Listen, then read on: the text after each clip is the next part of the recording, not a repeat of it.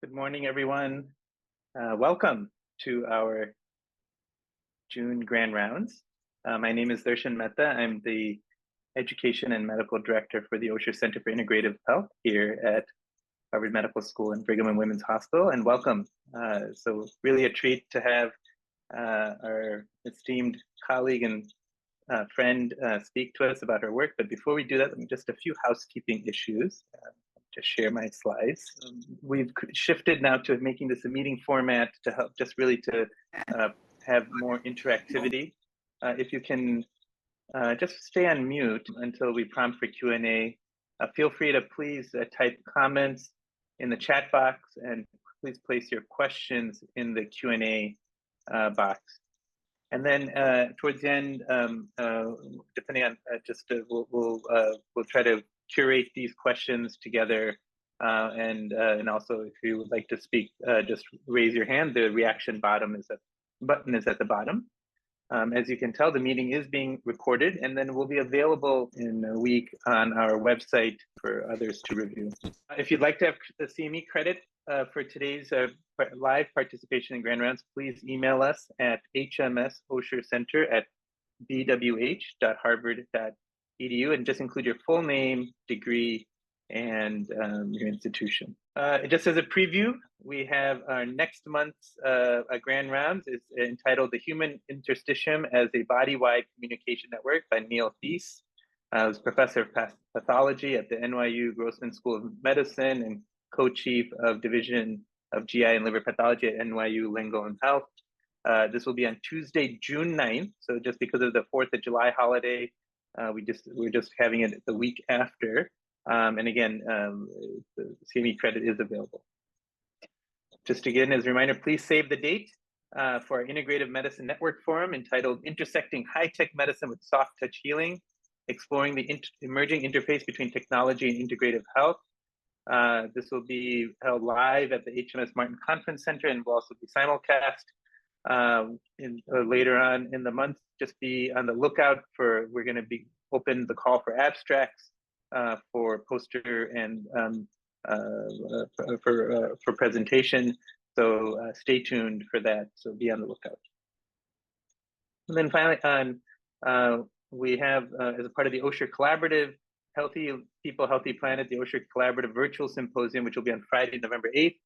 And we'll be talking about healthy lifestyle, healthy relationships, healthy community, and a healthy future. With that, it's my joy and pleasure to introduce my colleague, my former roommate at the office mate, and dear friend Paula Gardiner. She is part of the Center for Mindfulness and Compassion at Cambridge Health Alliance as a Director of Primary Care Implementation Research. She's also Associate Professor of Family Medicine and Community Health at University of Massachusetts Medical School.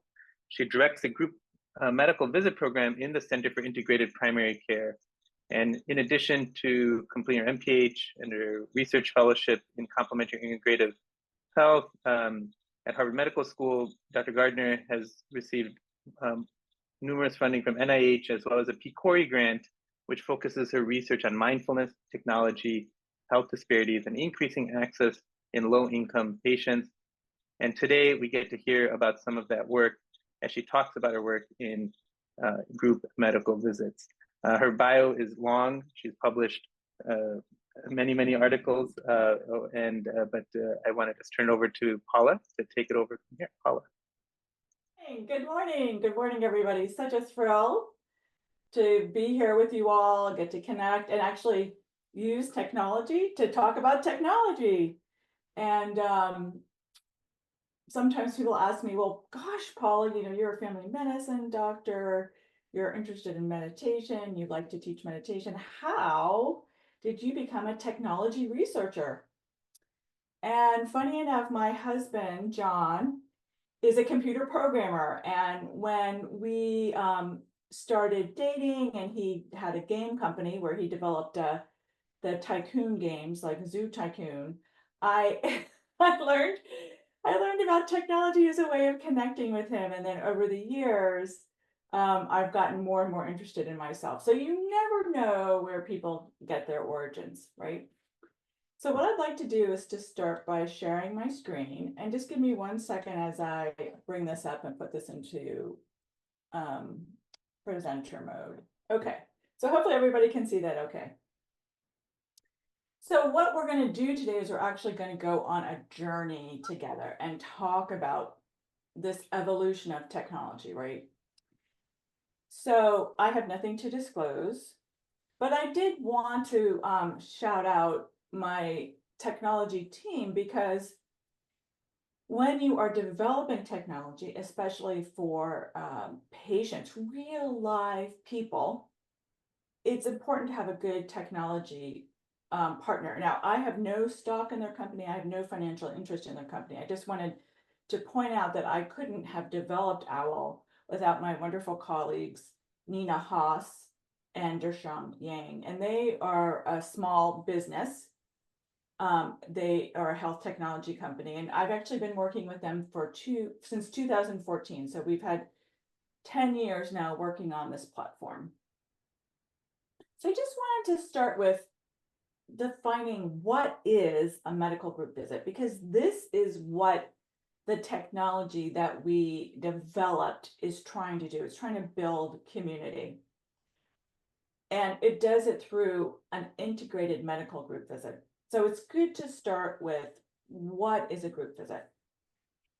Okay, so this could be me on a Tuesday afternoon going from room to room to room to room, meaning that I'm spending 20 minutes per person in the clinic seeing primary care patients. And a group visit is having the clinician meeting with a group of patients all at the same time. And you may notice that the dots are all the same size, and that is because each person here is equally represented. So the clinician is more in a more horizontal shared decision-making role, as opposed to a vertical power dynamic. And that's one of the unique things about group visits, is this shared decision-making. Now, in terms of the anatomy of the group, groups can range from 10 people to 15 people, but they all tend to have a check-in with a provider. And there's usually some type of activity. And then after that, there's a billing encounter that happens. So what do they provide? Well, group visits have been around actually since the early 1900s. They were very prominent after World War II. And then here today, in 2024, the prominent group visits are things like centering pregnancy, which is prenatal care medical group visits. You may have heard of the diabetes prevention program. That's a type of group visit. But, in retrospect, humans have been meeting in groups for thousands and thousands and thousands of years, right? Like, we have evolved to be in community. Our brains are social.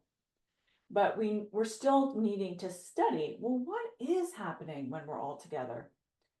And what do they provide? What does a medical group visit provide? Well, one is patient efficiency of care, right? Instead of seeing one patient at a time, I can see 8 to 10 patients, and that improves access.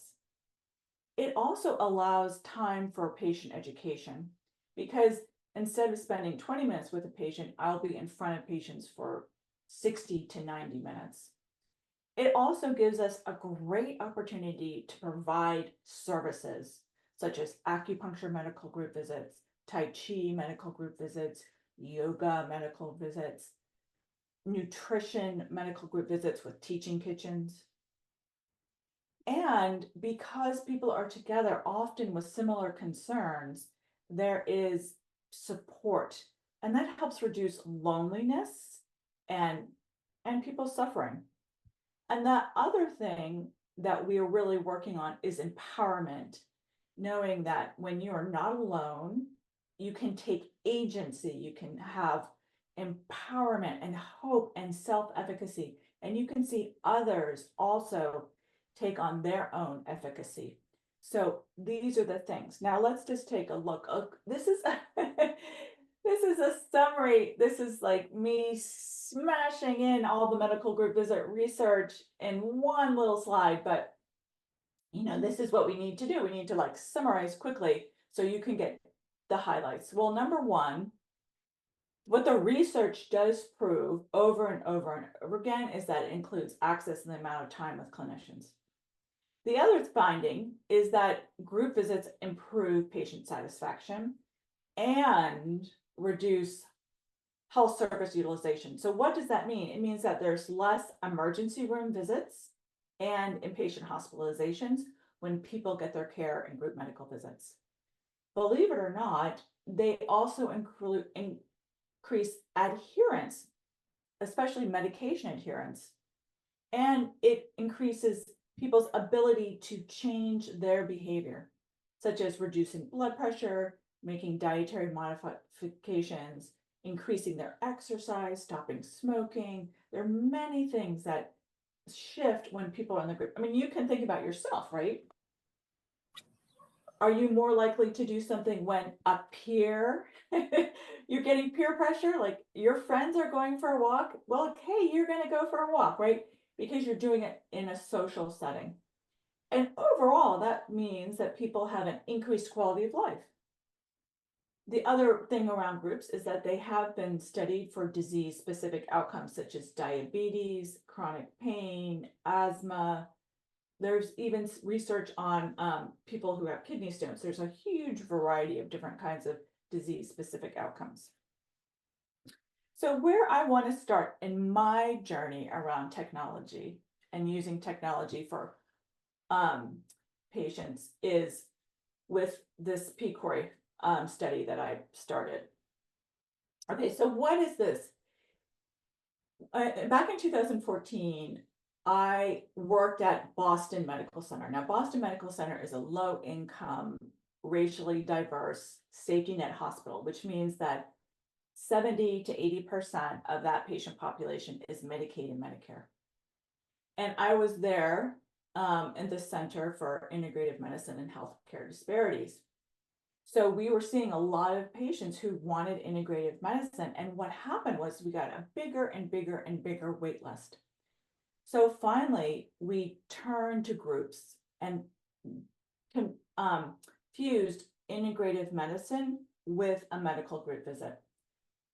As we started to do this, it allowed us to get the preliminary data that we needed to apply for a PCORI. And so we started with a randomized controlled trial of this integrated medical group visit versus standard of care. And the patient population we chose were those who had chronic pain and depression. So this included Boston Medical Center, but it also included the community health centers around the hospital, the Dorchester Health Community Health Center and Codman Square Community Health Center. And so you can see in this diagram here that there's the fusion of integrative medicine, a group medical visit, and we were using an adaptation of mindfulness-based stress reduction. And all of those brought together gave us a 9-week curriculum. Now, the thing that's really important about this was at that time, PCORI was focused on participatory research, and that was music to our ears because we wanted to really use patients as our guide to what the curriculum should be, what the OWL platform should be, how should we do this research. So we put together members from the patient representatives from the health centers and patients from Boston Medical Center, and we had an advisory group of 10 to 12 patients representing the neighborhood. And what we did was we would create content, we would create some of the technology, we would show it to patients, they would give us feedback, and then we would go back to the drawing board, create something new, show it to the patient advisory group, and go back to the drawing board. So we met once a month for a year in creating this content and this platform. So we're basically using participatory research methods, right, to create OWL. So let me tell you a little bit about how the patient advisory group worked in terms of development of the model, because when we started, I had this vision like, okay, I was like, you know, I'm I was so naive. I was like, I know the answer. I'm a primary care doctor. I'm a family medicine doctor. I know what to do. But actually, that means I started at A, right? But actually, after a year of working with this patient advisory board and doing rapid cycle pilots, we ended up with Z, meaning that as a researcher, I had to let go of any bias or preconceived notions that I knew what the right answer was. Instead, it needed to come through the lens and the words of the patient advisory group and the pilots.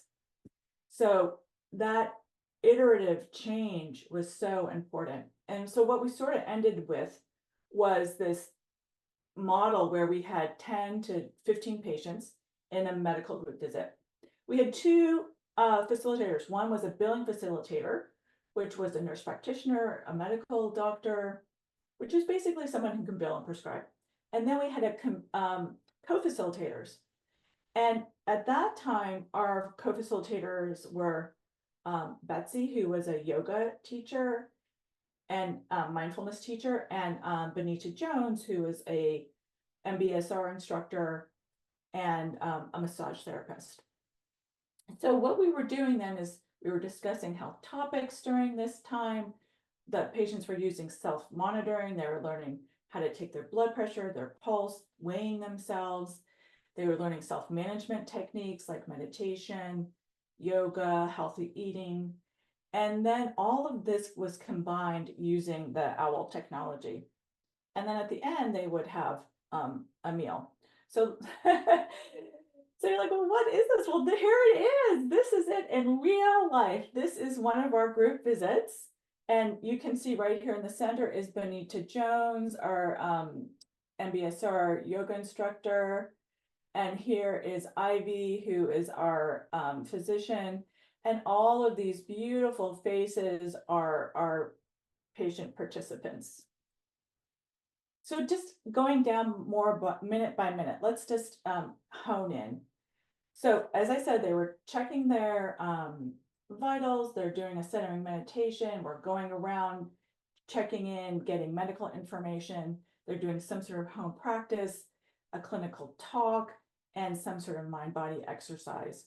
And then we're reviewing the home practice. So at the very end of the group, we were able, because of the PCORI funding, to serve everybody a delicious meal. Yes, could you imagine going to the doctor and having an amazing plant-based meal? Wouldn't you go if you could get food, right?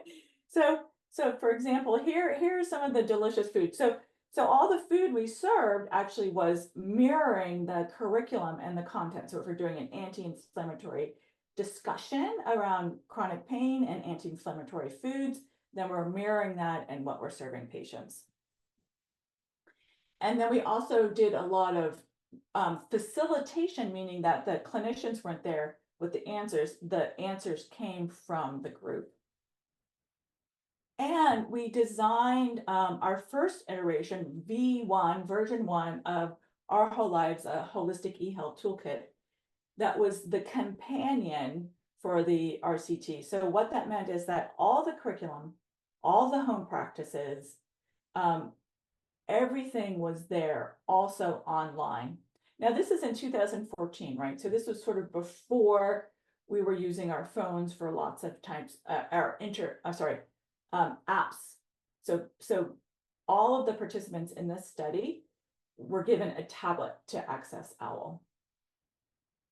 The other thing we did, in addition to OWL, was we had Gabby. And Gabby again came from our patient advisory group. She was called an embodied conversational agent. And what she's basically doing is she's a virtual coach.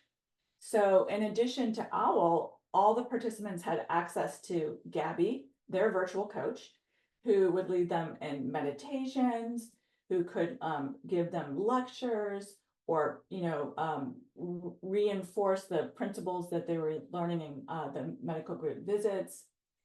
And this embodied conversational agent was actually very popular with the participants. Now, if you notice Gabby's skin color, her hair, what she wore, all of this was advised by the patient advisory group. So we gave lots of different versions of what Gabby should look like.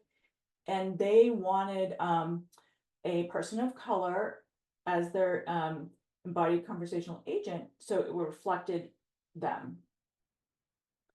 Okay, so the patient advisory group and the small pilots drove the content and function.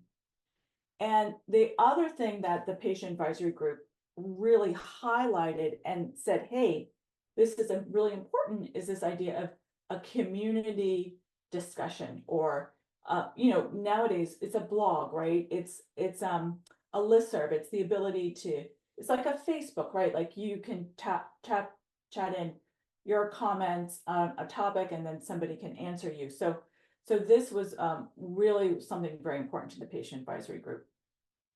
Okay, now I'm just going to quickly go through this study in 2 or 3 minutes, just so you can see some of the highlights of our findings. And this is our consort diagram where we recruited 80 people who were randomized into the intervention and 79 into the control. One thing that was very important for our patient advisory group was the use of qualitative research, and we had planned to do qualitative research throughout the whole study. So the big thing around the medical group visit actually was this feeling of not being alone and enjoying time with the provider because of health questions, and learning from the group and gaining a sense of perspective. So one of the quotes that the participants said is, I actually think the group was very important because you learn from each other. You think you're depressed, but there's probably another person who is more depressed. You may say, wow, boy, I have this problem, but it's not that bad.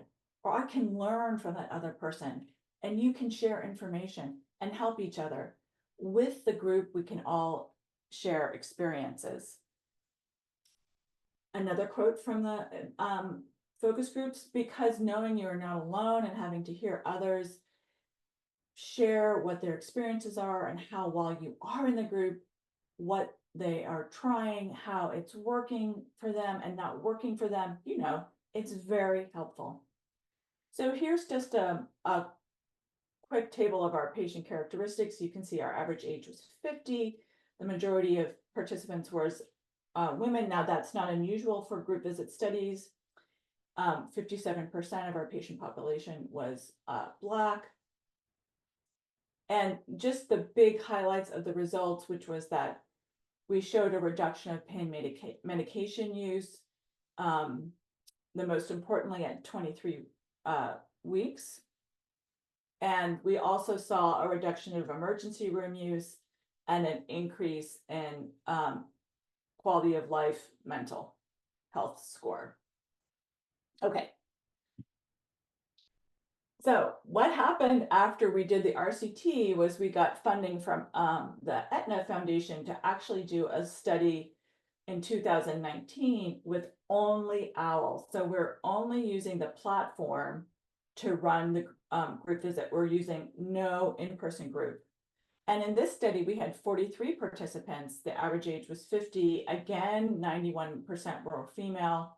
And here 37% identified themselves as Black.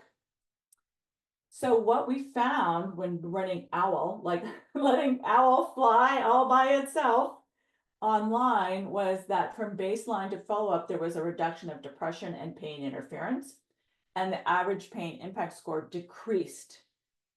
So we know that OWL by itself was able to do really significant things. Now, we also used a tool, the Osborne Health Education Impact Questionnaire, because we were very interested to know, how does technology, how does the group participation connection using technology affect health education impact? And this is one of the most famous tools to measure that. And so what I did here was I just circled the main findings for you in terms of the group change effect size, right? Like we're, as clinicians, we're interested in the effect size.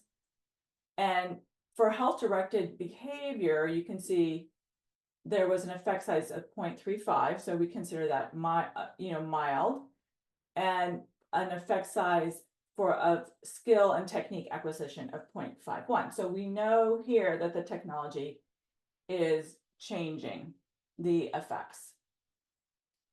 So after that study, we said, hey, in 2018, let's try a new condition. So we were very lucky to get some funding from NIH to now look at owl hypertension, right? So we have a new patient condition, high blood pressure, cardiovascular disease. So it's the same platform, except everything is being revised for high blood pressure. The other thing we were able to do with this study was create a teaching kitchen. So this was another 8-week intervention where week 1, week 4, and week 8, they came into UMass Memorial and they came to the teaching kitchen. So again, we're using live groups in the teaching kitchen, learning how to cook, mirrored by what is going on the platform. So again, because of the patients and their opinions, their focus groups, their feedback, you'll see the changes that happen in OWL. So the first thing was that we created a new login page. And here we're using a measurement record. So the participants all went home with blood pressure cuffs. So each time they logged into OWL, they could put their blood pressure and their pulse and how they're feeling in their body. And then that all went into OWL, and then we could track it over time. We also developed new modules, such as the beginning hypertension. You can see we're now talking about eating, moving, reducing inflammation, stress, sleep, medication, practical eating, which was, eating on a budget, low income patients, may not have access to a lot of disposable income for food. So we're really thinking about our patient population. Some of them are on food assistance, so we needed all of our recipes to be $4 or less. And how do you shop on a budget as well? Okay, so the way the curriculum worked for this group was they would go in once a week and open up a module. So this module was hypertension. And then they had a choice to watch a video, to read some text, to do a home practice, to blog on the community, and to check their progress. And then finally, they had their own journal. So the curriculum is driving them to post on the community blog. It's driving them to journal, and it's getting them to try new things at home. So for example, this is just what the written curriculum might look like. And then the same content is then delivered in a video, and that allows different learners, right? Like somebody might be a visual learner, so they might watch a video. So it gives them different ways of accessing the same information. We're using the principles of adult learning, right? More experiential learning. Then this is the home practice. So it's much like mindfulness-based stress reduction and daily life practice. And then we wanted to use some principles of gamification or rewards. So every time a participant did a body scan, some meditation, maybe tried something new, they could track it in OWL. So we put, for example, all the practices in OWL. So you turn on your body scan video, you watch it in OWL. So as the researcher, I'm a little bit like Big Brother, right? Because I can see everything that you're accessing on the internet. I can see everything that you're using in OWL. I know how many minutes you turned on your body scan video. I know if you paused. I'm basically watching what you're doing. And so we created this system where every time they did some type of mind-body practice, they would get a reward with a puzzle piece. And the puzzle pieces basically were mirroring the images that the patient advisory group thought were important. And then, of course, the community board, that was very important. And finally, they had a private journal. And this was something, again, that we developed. Now, the other thing that the advisory group told us was that they wanted resources. They wanted resources. So we created a whole litany of resources, from poems and quotes and recipes and nutrition facts. But then they also wanted things in their community. So they wanted, where are the shelters? Where can I buy, where are the food pantries? How do I access free acupuncture? Where are the yoga classes? What happens if I can't keep my electricity on? Where do I get help for that? So it's a mixture of a whole bunch of different types of things that were developed because of what the patient advisory group thought was important. Okay, so today, and I appreciate you hanging in there with me because I want to give you a live demonstration. So where are we today? Okay, so today we are on version 4 of OWL. Now, the platform itself is now called Gemini, right? Because what the platform is think of the platform as like Blackboard, or it's a main site where lots of different types of group visit curriculum can live. And so we were lucky to get an SBIR, and we're now doing a study looking at patients with chronic pain. And we're very lucky that Rebecca Wells is using Gemini for her R01 migraine study. So what happened over this last 2 or 3 years is that, of course, the pandemic, right? So we finished our hypertension study right at the beginning of the pandemic. So during the pandemic, what we started doing was moving it to a app-based platform, right? So that the way that OWL should be delivered now, the way that we do it is on the phone. So we had to redesign the website, redesign the whole system so that it can be delivered via the cell phone. Now, the other thing that we've been working on is the control panel, meaning what is it that, as a physician or a nurse practitioner or maybe even a yoga teacher or Tai Chi teacher, what is it that I need to see when I am facilitating these groups?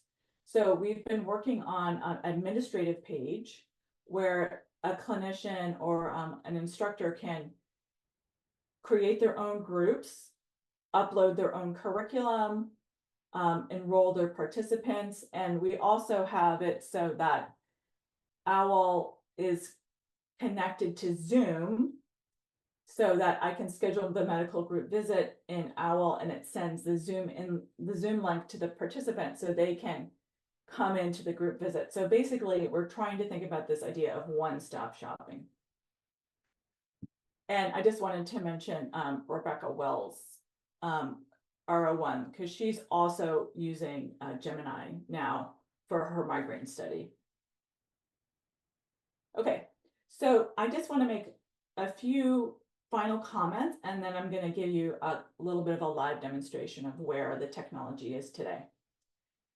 So if I had to look back on this, 10-year journey, what I learned, the highlights were that for my patient population, it really needed to be low cost in its delivery and highly accessible.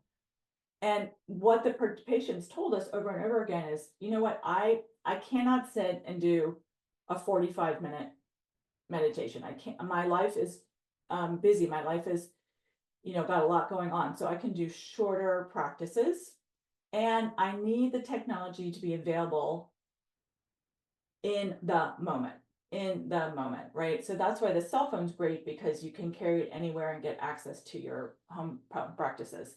and that when you're developing this technology, the community, the neighborhood needs to be at the center. And it also needs to be culturally aware and developed through the eyes of the participants. Key considerations for the early development were, yes, using that advisory group and also using lots of small pilots, right? Rapid cycle pilots. And we had to be aware of letting go of thinking one way, that like the patient should have it that way. That's not true. They will tell you what they want. So that advisory group gave us the advice to move from tablets to mobile phones, to actually pay for the data plans for the participants. They gave us advice around the fonts, the buttons, the images, the resources. They gave us advice about keeping content very short and using images that reflect the neighborhoods of the people from the neighborhood. Now, one thing that's very interesting is that when we started in 2014, people were not so, aware of using technology. But now, since the pandemic, people are very facile. So actually, what we have found is that since COVID, our participants are comfortable using Zoom, they're comfortable using phones. But what we do still is we still do training. So when our participants go and start a clinical trial, we do competency testing, meaning that we want to make sure that the technology literacy and skills are the same for everyone. So if you have a high user, meaning somebody who's very facile and knows how to use technology, they need to be at a certain level. But if you have somebody who doesn't use a lot of technology and doesn't have a lot of experience using technology, you have to train them so that they come up and they're on the same level of that person with lots of experience. So that harmonization or balance of everybody has the same skill set walking into the study using the technology. So this technology literacy must be even for everyone. And then also, that the participants, when they're supplied with technology, we actually found out that they wanted to use their own devices. So in the last study we did, we found out that about 85% of our participants already had their own cell phones. So they didn't want a new owl on a new cell phone. They're like, hey, I just want to use my phone. I know how to use my phone. I just want to load it onto my phone. Okay, so we still have a few minutes left to look at OWL. What does this technology look like now, right? Okay, so hopefully you can see this is OWL right now. And so each, this is starting with our dashboard. So each one of these represents a class. So for example, there's learning and there's video practice. So you can see there's an orientation, and then each one of these is a learning objective. And then they have a class activity where they can use a topic to learn. So they can have like community guidelines about how to use the technology. And you'll see also that there was the videos, so we can increase videos. So let me show you, for example, something that might look familiar to you. Okay, let's see. So this is, I'm showing you a little bit about Rebecca Wells' owl, my Gemini. So this is a discussion about migraine treatment. And then here are the learning objectives for that participant. She also has the ability to do a virtual visit, and this means that the Zoom classes are right here. That participant can log on and get access to their Zoom and go directly to the classroom where the medical group visit's happening, or directly to that telemedicine visit here. And so they're all here. So they log on, they might go to Zoom, or they might do a check-in. So we also developed, every time somebody comes in, can do a check-in, like, how is your pain today? On a scale of 1 to 10. So we're able to do some patient-reported measures. Yesterday, when your headache was at its worst, was it a red light headache? Like stop, I had to stop. Yellow, I had to slow down. Green, I had to go. So we're using lots of patient-reported outcomes and check-ins, and then that feeds back, and then the clinician or the researcher can look and see what is this going on in the daily monitoring. It also has the ability to do written text as well. Like here's prescription medications. And then here we go. So is there anything else that you'd like us to know that's helpful? And you can say, I drank water. That's helped me with my migraine headache. And so that as the clinician, I'm looking to see how my patients are doing during the week. I'm able to track them every day. Okay, so they've got the dashboard. Now, the other thing we were talking about was this idea of gamification. And so here's the garden. So every time they're working, this is again came from the patient advisory groups about what did they want, what the prizes that they wanted. And they said they wanted images from nature. So basically, as they complete each class, as they complete each mind-body practice, their rows fills in. So we know what they're doing in the class and we know how they're progressing. Okay. And so you can see there's the classes. So I can look at the classes like this, and I can look at the classes like this. I can do a check-in, and then here's the library.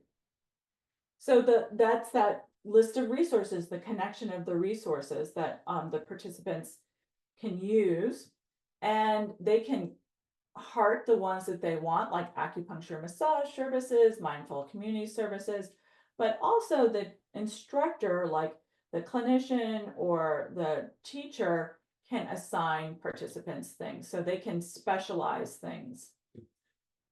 So that's our library. And then at any point as a participant, I can text or I can email.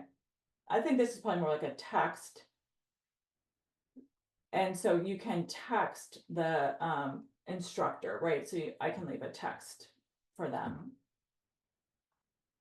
And just the more, meaning like I can create my own profile, I can have my account details. And so this is basically HIPAA protected. It's a secure platform, so we are able to collect patient information. We collect vitals. We try to prepare patients for their medical group visits ahead of time. And all of that is getting stored for the provider or the teacher. And so you can see this course has 8 unique classes. So the way this curriculum is delivered is 1 week at a time. The first week they get module 1, the second week they get module 1 and 2, the third week they get module 1, 2, and 3. So that's dripped in, the curriculum is dripped in over time. If we released all the content at the same time, that would be more like a bolus, right?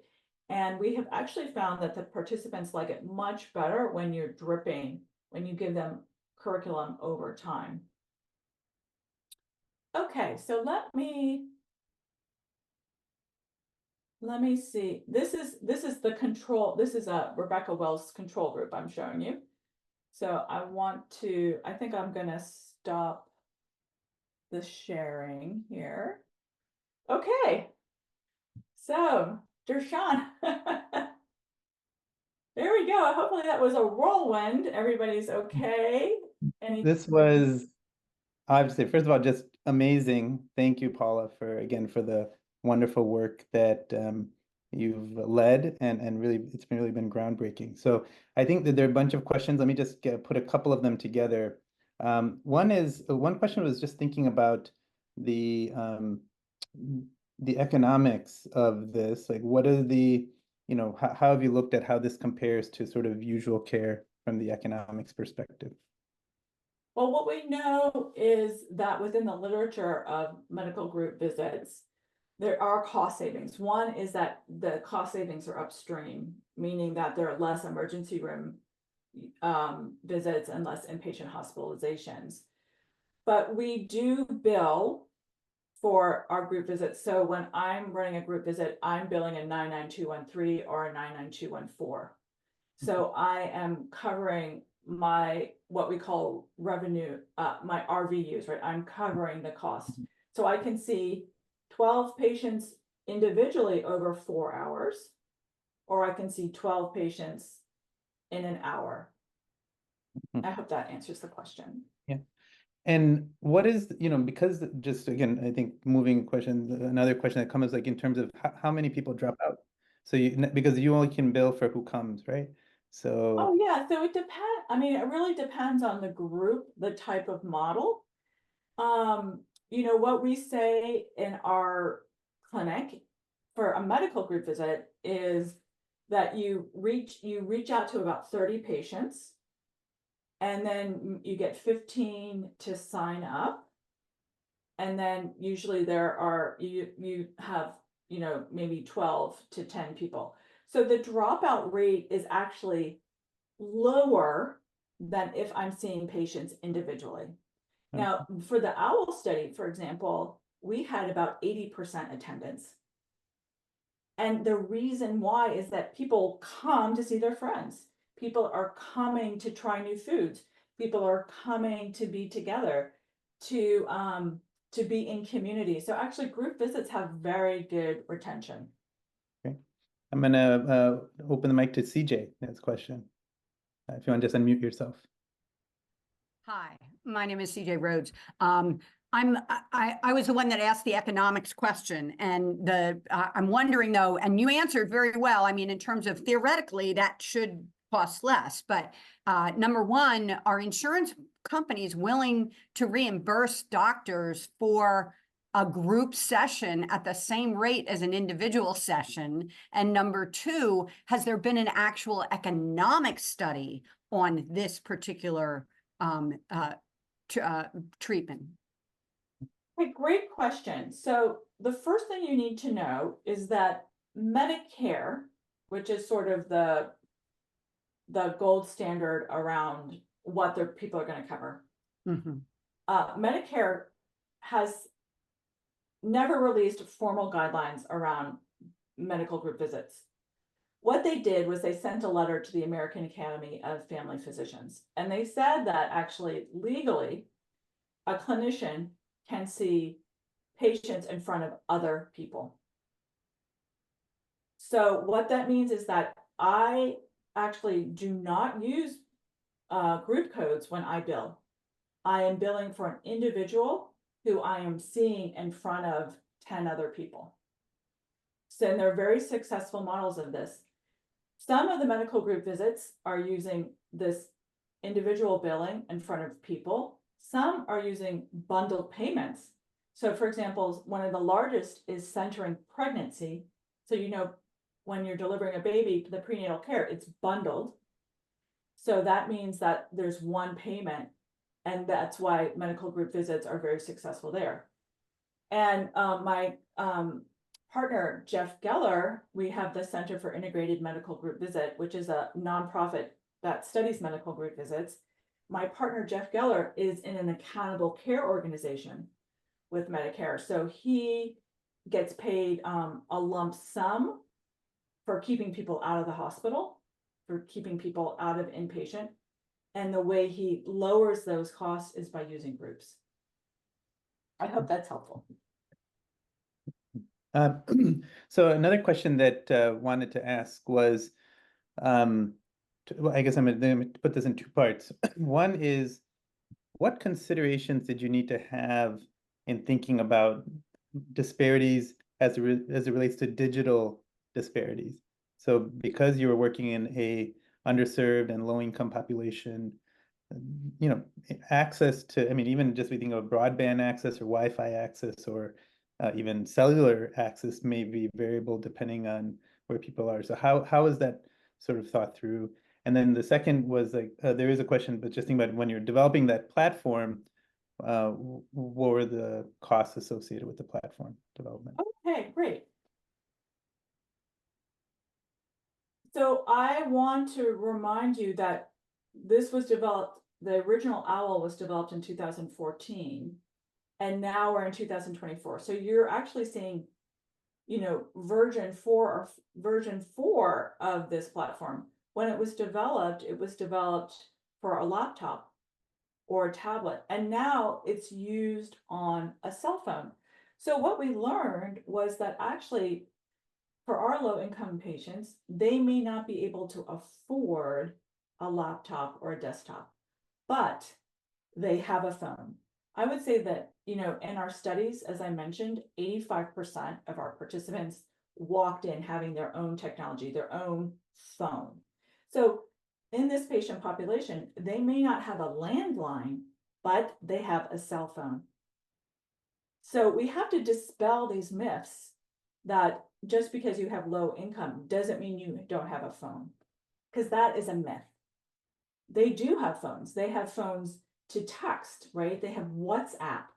So they're using apps to communicate with family, maybe family in this country, family not in this country. They're doing their banking online, right? They're using the texting. So it's their primary way of being in their community, connecting with their community. Things like TikTok, things like Facebook, these are all being used. So, and I have to say, actually, I often think that my patients are teaching me. They're teaching me how to use cell phones all the time, right? So I think that, you know, it's I see it as a generational thing now, where my lower income patients who are younger, they are very, very facile. They are very smart on their phones, but it's our elders that are needing more time and care and help with learning how to use the technology. So I don't see it as much as an income as I see a generational. And then the second question, I'm sorry, Dershan, what's the second? Oh, how the costs associated with developing the platform? Yeah, so we've been very lucky in that we have had NIH helping fund our studies. So I'm not sure it's okay for me to say over the phone or over this talk what the price tag was. I think that's probably not an appropriate thing for me to say. Sorry. And then in terms of thinking about I'm just looking at the other questions. Oh yeah, how did you keep this synchronous and asynchronous components like of the, you know, in terms of like what parts were synchronous, and then what did you expect people to do asynchronously? Yeah, so right. So the synchronous part, which is the connection of being in the group on Zoom or doing the teaching kitchens, right? That is all synchronous. But between the live sessions, meaning, I mean, like live people being with other live people, we have the asynchronous. So that means that we ask people to do a yoga practice every day, or a meditation every day, or maybe cook a recipe. And then we are using the community blog as a way of reinforcing that. So for example, I might say, hey, you have high blood pressure. I want you to make a salad, because that's, you know, fruits and vegetables are really good at helping reduce blood pressure. Take a salad and take your phone. So we have the ability through OWL to take photographs. So you probably have noticed in your own text browser, right, how easy it is to take a photograph. So we'll be like, hey, take a picture of that salad, and then it gets uploaded into OWL, and then you have a community blog where everybody's posting their salads. And that's reinforcing the behavior change. Hey, well, Paula, I just want to just say, first of all, thank you for presenting this amazing work, and we look forward to hearing future versions and iterations as this evolves. And I know it's been a labor of love for you, but also it's really a tremendous amount of ingenuity and creativity that has gone into it. And thank you for sharing that with us. Before we end here, just wanted to just remind everyone that if you want CME credit, please send us an email at hmsoshercenter@bwh.harvard.edu. We have our network for integrated medicine network forum on December 9th and 10th, and that will be again intersecting high-tech medicine with soft touch healing. Obviously, we will see Paula's work there as well, given that fits right into this theme. But we'll be at please save the date. Please do attend. And then we have our Healthy People, Healthy Planet virtual symposium through the Osher Collaborative. That's going to be on Friday, November 8th. And again, this will be registration details will be coming shortly for that. And then finally, we would invite you to share feedback around grand rounds. Please, if you want to just take this QR code. We're always trying to improve. We would welcome new ideas. If you also have speakers that you feel are very helpful, please do let us know. That would be really important for us our audience to hear about. We'd love to hear those ideas as well. So with that, thank you everyone for joining us today. And we look forward to seeing you next month on July 9th. And Paula, again, thank you so much for your work and everything that you do. Thanks. All right. All right. Take care, everyone. Have a wonderful day, and we will see you next month. Be well.